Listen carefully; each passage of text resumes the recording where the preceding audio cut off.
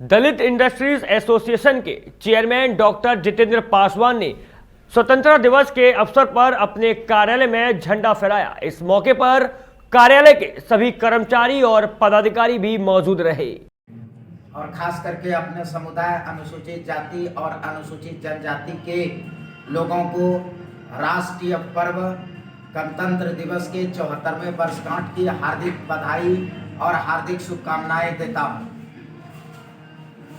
क्या लगता है जो संविधान में अधिकार है जैसी एसटी समाज को दिया गया है, क्या उन तक पहुंच पा रहा है? जब हमारे राष्ट्र निर्माता और संविधान निर्माता बाबा साहब ने संविधान सभा को संविधान सौंप रहे थे तो उनसे यह प्रश्न की गई कि यह संविधान जो है कैसा होगा आने वाले जनरेशन के लिए।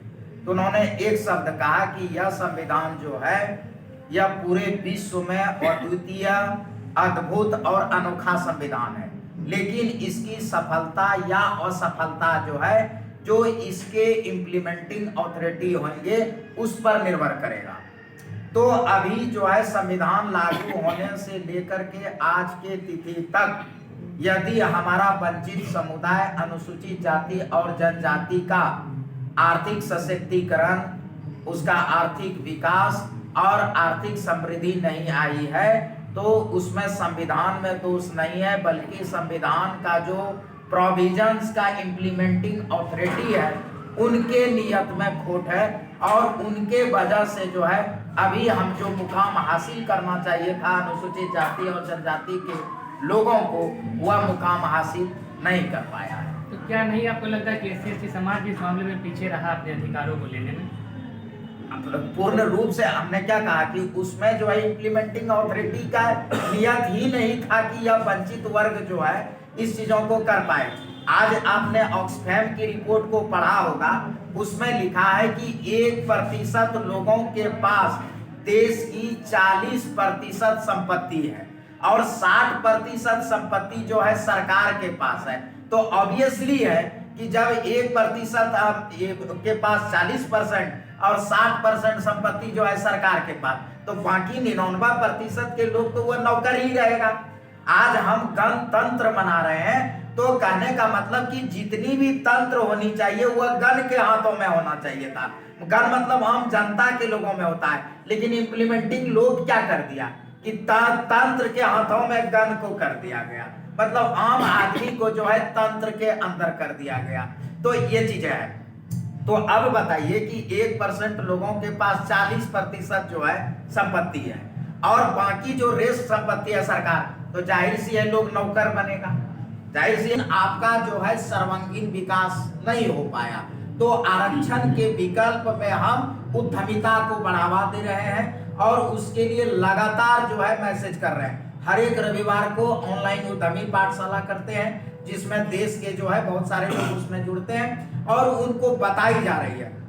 अभी खेल कूद के लिए एसोसिएशन ने जो है आजीवन federation of sport of India का जो है गठन कर चुका है, जिसमें अपने अनुसूचित जनजाति को जाति को उसको जो है खेल कूद और स्पोर्ट पे आगे बढ़ाएगा। दूसरा फिर जो है आजीवन आर्ट एंड कल्चर फेडरेशन बना दी गई है, जिसके द्वारा जो हमारा ट्राइबल समाज का और शेड्यूल कास्ट का जो कल्चर है उस चीजों को वह सुरक्षित संरक्षित रखेगा। हमने जो है CBIC का निर्माण कर चुका हूं, जिसमें जो हमारे लोग कुटीर उद्योग और क्लस्टर बेस्ड उद्योग है उस चीजों को वह जो है वहां ये करेगा। तो अभी हम लोगों का मेन फोकस जो है कि गांव-गांव तक जाए, तो प्राइम प्रायोरिटी में जो है एसोसिएशन ने रखा है कि हर घर में कुटीर उद्योग होगा, हर गांव में क्लस्टर होगा। तो क्लस्टर और कुटीर उद्योग से हम लोग शुरुआत करेंगे, फिर जो है हम लोग जो है large scale industry, heavy industry तक पहुंच जाएंगे और आरक्षण का मजबूत विकल्प हम लोग लेकर करके चल रहे हैं। कोई आह्वान करेंगे आप एससी समाज के आज गणतंत्र दिवस? मैं अपने जो है एक बार फिर से हम अपने समुदाय अनुसूचित जाति और जनजाति के लोगों से अपील करना चाहता हूं आज के 74वें गणतंत्र के अवसर पर कि आपको जो है आर्थिक क्रांति का आगाज होगा, सिर्फ दलित आदिवासियों का राज होगा।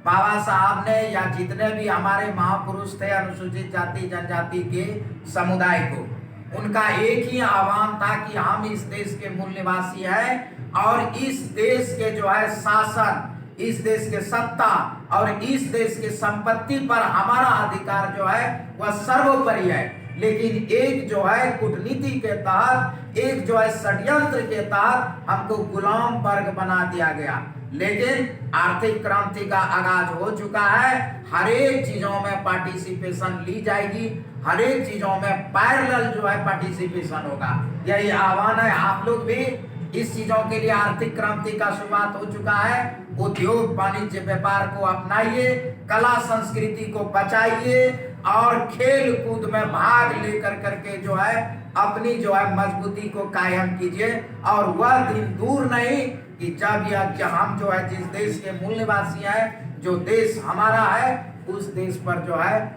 हम मालिक बनेंगे।